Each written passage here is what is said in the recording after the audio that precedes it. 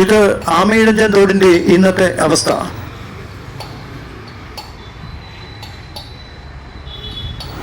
തിരുവനന്തപുരം നഗരത്തിലെ വീടുകളിൽ നിന്നും വ്യാപാര സ്ഥാപനങ്ങളിൽ നിന്നും വലിച്ചെറിയുന്ന മാലിന്യങ്ങൾ അടിഞ്ഞുകൂടി ഒഴുക്ക് നിലച്ച അവസ്ഥയിലാണ് ആമയിഴഞ്ചൻ തോട്.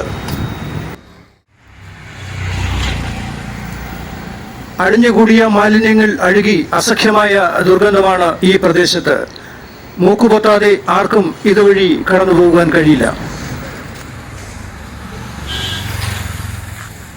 എല്ലാ വർഷവും ലക്ഷങ്ങൾ മുടക്കി ആമയിഴഞ്ചൻ തോട് വൃത്തിയാക്കുന്നുണ്ടെങ്കിലും 1-2 മാസങ്ങൾക്കുള്ളിൽ വീണ്ടും തോട് മാലിന്യ കൂമ്പാരമായി മാറുകയാണ്. നഗരത്തിലെ വീടുകളിലെയും വ്യാപാര സ്ഥാപനങ്ങളിലെയും മാലിന്യങ്ങൾ വലിയ ചാക്കുകെട്ടുകളിൽ നിറച്ച് രാത്രികാലങ്ങളിൽ തോട്ടിൽ നിക്ഷേപിക്കുകയാണ് ചെയ്യുന്നത്. മാലിന്യങ്ങൾ നിക്ഷേപിക്കുന്നവരെ കണ്ടെത്തുവാൻ CCTV ക്യാമറകൾ സ്ഥാപിച്ചിട്ടുണ്ടെങ്കിലും ആരെയും ഇതുവരെയും കണ്ടെത്തുവാൻ കഴിഞ്ഞിട്ടില്ല.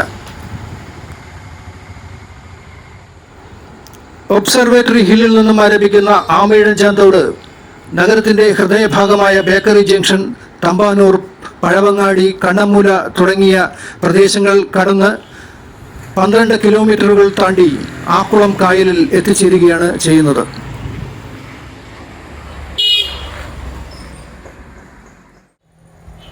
പഴവങ്ങാടി തകരപ്പറമ്പ് ഭാഗത്തെ കാഴ്ചയാണിത്.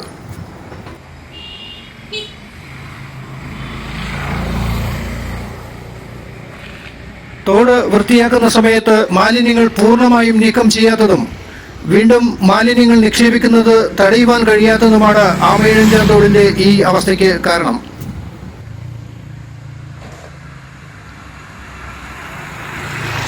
റെയിൽവേയുടെ അധീനതയിലുള്ള 119 മീറ്റർ ദൂരം മാലിന്യങ്ങൾ നീക്കം ചെയ്യാത്തതാണ് മാലിന്യം അഴിഞ്ഞുകൂടുവാൻ കാരണം എന്ന ആരോപണത്തിൽ കഴമ്പില്ല.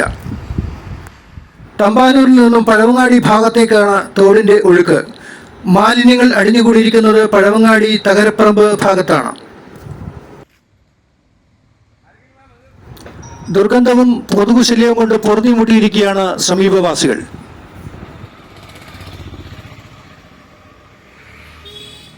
മഴക്കാലം തുടങ്ങുന്നതിന് മുമ്പ് തോടിലെ മാലിന്യങ്ങൾ നീക്കം ചെയ്തില്ലെങ്കിൽ വെള്ളപ്പൊക്കത്തിനും സാംക്രമിക രോഗങ്ങൾ പടരുന്നതിനും കാരണമാകും.